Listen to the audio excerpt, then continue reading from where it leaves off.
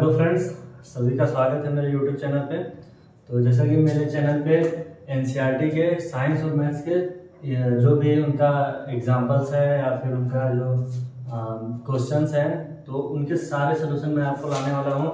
मैं हर चैप्टर का छोटा सा रिव्यू दूंगा, मतलब एक समरी टाइप बताऊंगा, सारे फार्मूले से बताऊंगा, फिर उस पर मैं सारे सोल्यूशन करके आपको बताऊंगा। तो बहुत यार काफ़ी रिलेवेंट आपको कंटेंट मिलने वाला है। तो अगर आपको वीडियो पसंद आएगी तो सब्सक्राइब जरूर करिएगा, अपने फ्रेंड्स के साथ जरूर शेयर करिएगा, क्योंकि यार 9-10 जो होता है ना, तो आगे के लिए अगर आप 11-12 में जेईई या नीट के लिए जा रहे हैं तो ये बेसिक आपके लिए बहुत ज़रूरी होता है। अगर आपका ये अच्छा है तो फिर आगे आप बहुत अच्छा करेंगे। तो यार ज़्यादा टाइम ना लेते हुए मैं वीडियो स्टार्ट करता हूँ। तो थोड़ा सा आपको ओवरव्यू चैप्टर्स का देने वाला हूँ। जैसे पहला इसमें फार्मूला है, पहला आई बराबर क्यू बाई टी। तो क्यू क्या है? चार्ज है, और टाइम है सेकंड में। टी टाइम है, क्यू चार्ज है, तो I equal to Q by T. तो हम करंट कैसे डिफाइन करते हैं? करंट डिफाइन करते हैं कि कोई मान लो कंडक्टर है, मान लो कोई कंडक्टर है, उसके क्रॉस सेक्शन एरिया से, ये जो यूनिट क्रॉस सेक्शन एरिया है, इस क्रॉस सेक्शन से कितने चार्ज एक सेकंड में पास हो रहे हैं। तो I equal to Q by T. तो वहां पे चार्ज पर सेकंड, कितने चार्ज पर सेकंड पास कर रहे हैं, तो उसको हम करंट से डिफाइन करते हैं। तो करंट की यूनिट क्या होती है? एम्पियर होती है। हम 1 एम्पियर करंट कब बोलेंगे? जब 1 कूलम्ब ऑफ चार्ज 1 सेकंड में पास हो, तो बोलते हैं कि 1 एम्पियर करंट पास हो रहा है। अब चार्ज का ऐसा यूनिट क्या होता है? कूलम्ब होता है। अब टाइम का तो ऐसा यूनिट यार सेकंड में है। तो ये रहा हमारा मतलब पहला फार्मूला था I equal to Q by T. इससे देखेंगे हम, क्वेश्चन भी इस पे देखेंगे। और दूसरा हम फार्मूला देखेंगे क्वांटाइजेशन ऑफ चार्ज। क्यू बराबर होता है यार एम ई। एम क्या होता है? इंटीग्रल होता है, इंटीग्रल मल्टीपल ऑफ ई होता है, मतलब ये हमेशा इंटीजर होता है यार। तो अगर हमें चार्ज दिखाना है तो क्यू बराबर एम ई कर देंगे। तो यहाँ से हम निकाल देंगे एम की वैल्यू क्या होगी, या क्यू दे देगा या ए दे देगा, कुछ भी दो दे देगा, एक पूछ लेगा। तो ये भी एक फार्मूला है। और एक होता है पोटेंशियल डिफरेंस। पोटेंशियल डिफरेंस होता है। तो पोटेंशियल डिफरेंस कैसे निकालते हैं कि कोई मान लीजिए पॉइंट ए है, कोई चार्ज पॉइंट ए पे है, कोई चार्ज पॉइंट बी पे है। तो अगर हमें किसी चार्ज को पॉइंट बी से पॉइंट ए पे लाना है, मान लीजिए हमारा कोई क्यू चार्ज है, उसको पॉइंट बी से पॉइंट ए पे लाना है, तो हमें उसके लिए कितना वर्क डन करना पड़ता है, उसी को बोलते हैं पोटेंशियल डिफरेंस। तो पोटेंशियल डिफरेंस क्या होता है? Work done upon charge. तो एक चार्ज, कोई भी चार्ज है, उसको हमें एक पॉइंट से दूसरे पॉइंट ले जाने पे कितना वर्क डन करना पड़ता है, उसी से हम डिफाइन करते हैं पोटेंशियल डिफरेंस।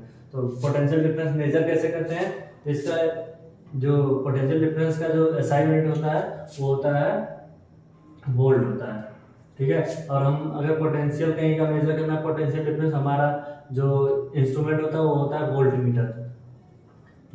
और वोल्ट मीटर हमेशा हम पैरेलल में लगाते हैं। अगर हमें कहीं भी ये रजिस्टर दिया हुआ, अगर इससे क्रॉस हमें पोटेंशियल डिफरेंस निकालना है, तो हम उसके हमेशा पैरेलल में यहाँ पे वोल्ट मीटर जोड़ेंगे। और अगर हमें करंट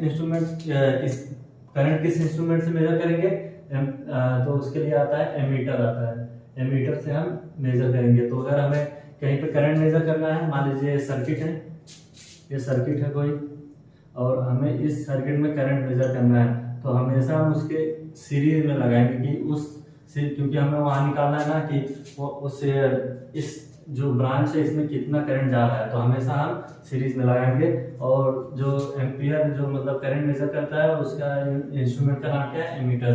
तो इतना जानकारी आप मतलब आपके लिए, फिर आगे और भी थोड़ा बहुत आपको फार्मूला बता रहे हैं। तो और हम नोटेशन की बात करते हैं। कुछ नोटेशन है, कैसे दिखाते हैं यार कि कोई अगर सेल है तो हम हमेशा ऐसे दिखाते हैं। पॉजिटिव वाला, जो बड़ा वाला होता है वो पॉजिटिव होता है, जो निगेटिव है, जो छोटा होता है वो निगेटिव वाला होता है। अगर हमें कंबाइन करके सेल दिखाना है तो यार ऐसे कंबाइन कर देते हैं, तो पॉजिटिव हो जाएगा, निगेटिव हो जाएगा। पॉजिटिव से हमेशा अगर करंट दिखाते हैं, अगर कई बार करंट यहाँ से निकलता है तो बोलते हैं कि डिस्चार्जिंग हो रही है। अगर करंट पॉजिटिव वाले से इंटर करता है तो बोलते हैं चार्जिंग हो रही है। तो ये छोटा सा कंसेप्ट है। और अगर रजिस्टर है, रजिस्टर को हम ऐसे डिनोट करते हैं, रजिस्टर हो गया। अगर हमें वेरिएबल रेजिस्टेंस दिखाना है, जिसको हम रियल स्टेट भी बोलते हैं, तो ऐसे यार इस पर जितना हमको चाहिए होता है उस पर एडजस्ट कर लेते हैं कि कितना वो हमको चाहिए। मान लो 10 ओम का अगर हम आधे पे लगाएंगे तो हमारा 5 ओम हो जाता है, जितना हमको लेना रहता है। अगर एमीटर हमें डिनोट करना है तो एमीटर हम ऐसे डिनोट करते हैं, इधर प्लस माइनस दिखा देते हैं। फिर वोल्ट मीटर भी ऐसे दिखाते हैं, वोल्ट मीटर हो गया। और अगर आप दो वायर ज्वाइंट हो रहे हैं तो यार हम उसको ऐसे दिखाएंगे। अगर दो वायर हम मतलब बिना कट किए जा रहे हैं, बिना ज्वाइंट हुए जा रहे हैं, तो हम ऐसे करके दिखा देते हैं, तो इसका मतलब होता है कि वायर ज्वाइंट नहीं है। और अगर हम आपको कुछ बताना चाहें तो और क्या बचा है, अगर कोई बल्ब का सिंबल दिखाते हैं कि कोई बल्ब लगा है, ऐसे दिखा देते हैं। और अगर स्विच दिखाना है तो कई बार हम लोग स्विच ऐसे दिखा देते हैं, ये ओपन स्विच हो जाता है, अगर इसमें डॉट दिखा देते हैं क्लोज स्विच हो जाता है, क्लोज स्विच हो जाता है। इस बार कई बार हम लोग ऐसे दिखाते हैं, कई बार ऐसे दिखा देते हैं, ये ओपन स्विच हो जाता है, ओपन स्विच हो जाता है। जब इसी को हम लोग ऐसे कर देंगे, इसको ऐसे कर देते हैं तो क्लोज स्विच हो जाता है। तो अगर क्लोज स्विच है, क्लोज स्विच है इसका मतलब है कि सर्किट ऑन है, अगर ओपन स्विच है तो मतलब सर्किट ऑफ है। तो थोड़ा डाउटफुल है, अगर स्विच क्लोज है तो मतलब सर्किट ऑन है, अगर स्विच ओपन है तो मतलब सर्किट ऑफ है, सर्किट बंद है। तो ये थोड़े बहुत नोटेशन थे, और आगे हम थोड़ा सा ओम्स लॉ की बात करते हैं। तो आगे हम ओम्स लॉ की बात करते हैं। ओम्स लॉ क्या होता है? ओम्स लॉ भी डायरेक्टली प्रोपोर्शनल टू आई होती है, मतलब जितना वोल्टेज बढ़ाएंगे उतना हमारा करंट बढ़ता है। अगर हम इसको प्रोपोर्शनल हटाते हैं, प्रोपोर्शनलिटी कांस्टेंट होता है आर, जिसको हम रजिस्टर बोलते हैं, और इसकी यूनिट होती है रजिस्टर की ओम, वो ओम होती है, इसको हम सिंबल से ऐसे डिनोट करते हैं। और अगर हम देखेंगे रेजिस्टेंस डिपेंड किस पे किससे करता है, तो आर इक्वल टू होता है rho L by A, resistivity होती है, जो रो होती है रेजिस्टिविटी होती है, जो कि मटेरियल की प्रॉपर्टी होती है, मटेरियल की प्रॉपर्टी होती है। तो ये थ्रू आउट कॉन्सेप्ट रहती है, जब तक हम मटेरियल नहीं चेंज करेंगे इसकी रेजिस्टिविटी चेंज नहीं होती है। तो रजिस्टर डिपेंड किस पे करेगा, लेंथ पे करेगा और एरिया पे करेगा। आप उसके लेंथ में चेंज कर रहे हैं कि एरिया में चेंज कर रहे हैं तो रेजिस्टेंस चेंज होगा। और थोड़ा सा हम बात करेंगे अभी, मतलब सीरीज में कैसे होता है, पैरेलल में कैसे रेजिस्टेंस का कॉम्बिनेशन होता है, आगे हम इसका बात करेंगे। तो हम थोड़ा सा बात करते हैं आर इक्विवेलेंट सीरीज में। आर इक्विवेलेंट इन सीरीज मतलब सीरीज में अगर हम रेजिस्टेंस को जोड़ रहे हैं तो कैसे होगा। तो जो आर इक्विवेलेंट आता है, आर इक्विवेलेंट आता है R1 plus R2 plus R3 plus dash dash dash. मान लीजिए एक सर्किट है, एक सर्किट है, उसमें बैटरी लगा हुआ है, मान लीजिए कुछ आई करंट जा रहा है, जो भी सीरीज में है, सीरीज में करंट सेम होते हैं, पोटेंशियल डिफरेंस थोड़ा अलग अलग होते हैं, बट जो करंट होगा, करंट तो इसी ब्रांच से जाएगा, जो भी आई निकलेगा आई ही जाएगा, कहीं और तो जा नहीं रहा है। तो मान लीजिए R1 है, R2 है, R3 है, तो जो अगर यहाँ पे मान लीजिए V पोटेंशियल है, तो जो ड्रॉप यहाँ पे होगा वो इन तीनों को सम के बराबर होगा, मतलब V इंटू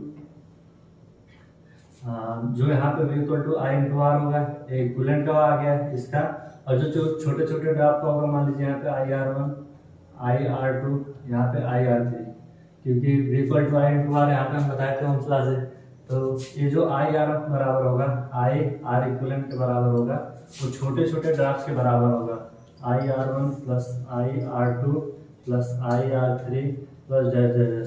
तो आई यहाँ से कॉमन आ जाएगा, इसको मैं यहाँ पे लिख रहा हूँ, आई यहाँ पे कॉमन आ जाएगा, आर इक्विवेलेंट बराबर आई कॉमन ले लेंगे तो R1 plus R2 plus R3 plus dash dash. तो आई कट जाएगा, तो आर इक्विवेलेंट यहाँ से आता है R1 plus R2 plus R3 plus जितने भी सेल्स होंगे, जितने भी रेजिस्टेंस लगे होंगे, तो आर इक्विवेलेंट ऐसे आ जाएगा। आर इक्विवेलेंट का फॉर्मूला है ये, जो रेजिस्टेंस डायरेक्ट आपको ऐड कर देना है कितने रेजिस्टेंस लगे हैं। तो हम बात कर रहे हैं रेजिस्टेंस इन पैरेलल। अगर रेजिस्टेंस पैरेलल में है तो उनका सम कैसे होगा। तो आर इक्विवेलेंट जो पैरेलल में होता है 1/r1 plus 1/r2 plus 1/r3 plus resistance, ऐसे आते हैं। तो इनको भी अगर हम देखना चाहेंगे तो मान लीजिए पैरेलल में है, अगर कोई सर्किट है इनके पैरेलल में लगे हुए हैं तो इनमें क्या होता है, अगर कोई वी लगा हुआ है, कोई करंट आई जा रहा है तो यहाँ से I1 चला गया, यहाँ से I2, क्योंकि ब्रांचेज अलग अलग है, यहाँ से I2 चला गया, यहाँ से I3 हो गया, या R1 है, या R2 है, R3 है। तो सेम रिजल्ट मैं हम उसी तरीके से निकालेंगे। तो मैं बेसिक चीज़ बताना चाहता हूँ कि जो वहाँ पे होता है सीरीज में होता है, सीरीज में जो होता है करंट सेम होता है, करंट सेम होगा, यहाँ पे पोटेंशियल डिफरेंस सेम होगा, यहाँ पोटेंशियल डिफरेंस होगा, चाहे इससे जाए या इससे जाए, इससे जाए, यहाँ दोनों का पोटेंशियल डिफरेंस सेम होगा। तो यहाँ पे क्या चेंज होगा, I1 चेंज होगा, I2 चेंज होगा, I3 होगा। तो यहाँ पे करंट अलग जाते हैं और जो पोटेंशियल डिफरेंस सेम होता है।